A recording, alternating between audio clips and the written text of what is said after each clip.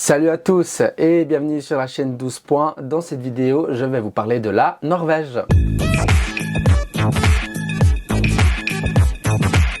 Avant de commencer cette vidéo, n'hésitez pas à la liker, à vous abonner à la chaîne 12 points et d'activer la petite cloche pour ne louper aucune future vidéo pour suivre cette grande aventure que sera l'Eurovision 2024. Depuis 1960, la NRK utilise le Melody Grand Prix pour choisir l'artiste et la chanson qui représentera le pays à l'Eurovision. Et au terme de l'édition 2024, c'est le groupe GAT avec la chanson Ulveam qui a gagné le droit de représenter le pays à Malmö. Le groupe GAT est un groupe de folk norvégien en activité depuis 1999. Ils publient leur premier EP intitulé tout simplement GAT en 2000 et gagne rapidement en popularité. Un second EP aussi autoproduit est publié en 2002. Leur premier album intitulé Yidri sort en 2002 et devient un succès international, particulièrement en Scandinavie et en Allemagne. Après la sortie d'un autre EP, Stat Up en 2003 et leur deuxième album Yesilia en 2004, le groupe annonce une pause. Le groupe se réunit pour un concert d'adieu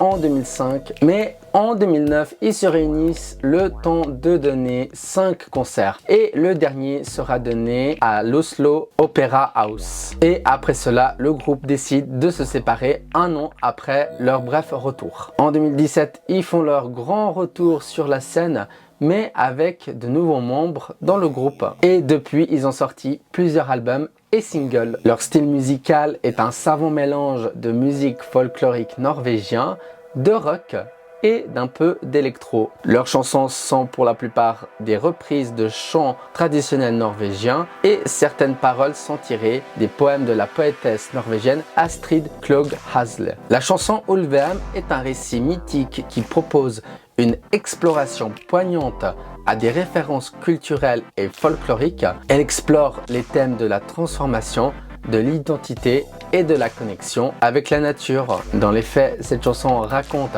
l'histoire d'une jeune fille qui est transformée en loup-garou par sa belle-mère.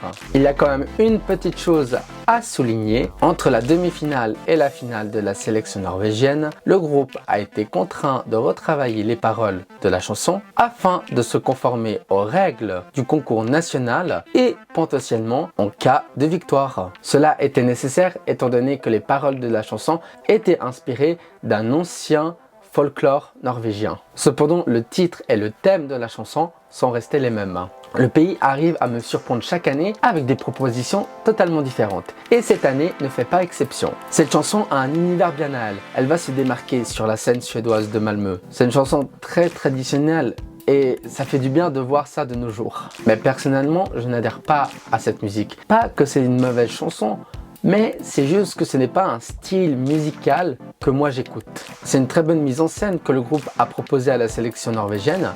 Il pourrait la garder pour le concours européen, elle marchera très bien. Le pays trouvera son public, elle se qualifiera sans problème et fera un très bon score à la finale. Le groupe GAT succédera donc à Alessandra et son Queen of King qui a terminé 5e de la finale l'année dernière avec 268 points. Et vous, que pensez-vous de la chanson Ulveam du groupe GAT? N'hésitez pas à marquer votre avis dans les commentaires, c'est juste en bas de la vidéo. Et pour être au courant de toute l'actualité de l'Eurovision 2024, rendez-vous sur tous les réseaux sociaux de la chaîne 12 points. Et moi je vous dis à bientôt. Ciao.